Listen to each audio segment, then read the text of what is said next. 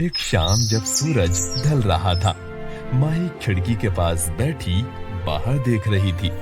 आज नवरात्रि का पहला दिन था और मंदिर से ढोल नगाड़ों की आवाज आ रही थी। माही बहुत उत्सुक थी, लेकिन उसे नवरात्रि और दशहरे के बारे में ज्यादा जानकारी नहीं थी। दादी कमरे में आई और माही को सोच में डूबा हुआ देखकर दादी ने पूछा, माही, तुम इतनी उदास क्यों हो? दादी, मुझे नवरात्रे और दशहरे के बारे में जानना है। ये क्यों मनाते हैं? लेकिन मुझे कुछ समझ में नहीं आता। माही ने उदास होकर कहा। दादी मुस्कुराई और बोली, तो फिर क्यों न एक जादुई कहानी सुनाई जाए। माही की आंखें चमक उठी। जादुई कहानी? हाँ, बिल्कुल। दादी ने अपनी अलमारी से एक सुंदर पुरानी किताब निकाली। जैसे ही उन्होंने उसे खोला, पन्नों से एक रंग बिरंगा तोता निकलकर उड़ता हुआ माही के पास आ गया। नमस्ते माही, मैं मिट्ठू हूँ, तुम्हारे इस जादुई सफर का गाइड। क्या तुम नवरात्रि और दशहरे के बारे में जानने के लिए तैयार हो? मिट्ठू ने चहकते हुए कहा। माही खुशी से ताली बजाकर बोली, चलो चलें। जादुई सफर की शुरुआत। मिट्ठू ने पंख फड़फड़ाए और देखते ही देखते माही ने खुद को एक सुंदर बगीचे में पाया। चारों ओर फूल, दीपक और रंग बिरंगी सजावट थी। हवा में संगीत, ढोल की थाप और अगरबत्ती की भीनी भीनी खुशबू थी।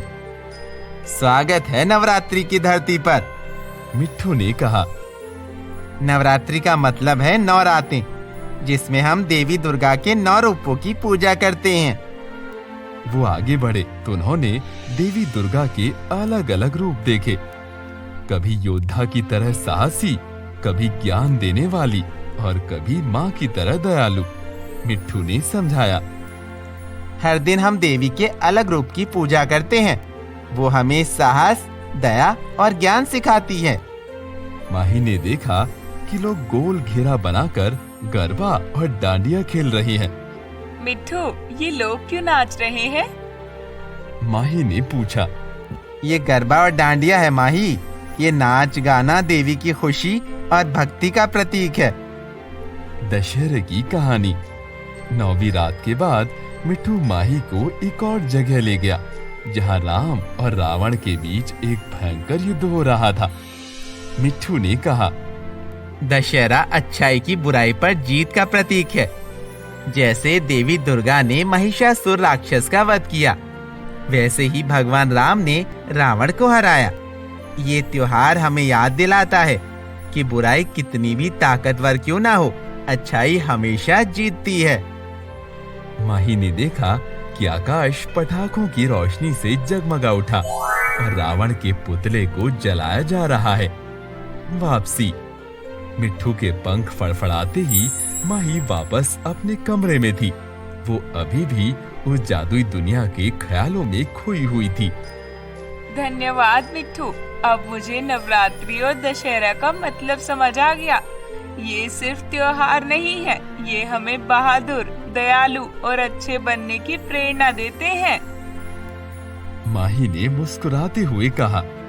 दादी ने माही को गले लगाया और मिट्ठू ने कहा, याद रखना माही, जैसे देवी और भगवान राम ने बुराई से लड़ाई की, वैसे ही तुम भी रोज बहादुर और दयालु बन सकती हो। तोता वापस किताब में उड़ गया और माही को पता था कि इस बार की नवरात्रि और दशहरा हमेशा खास रहेंगे।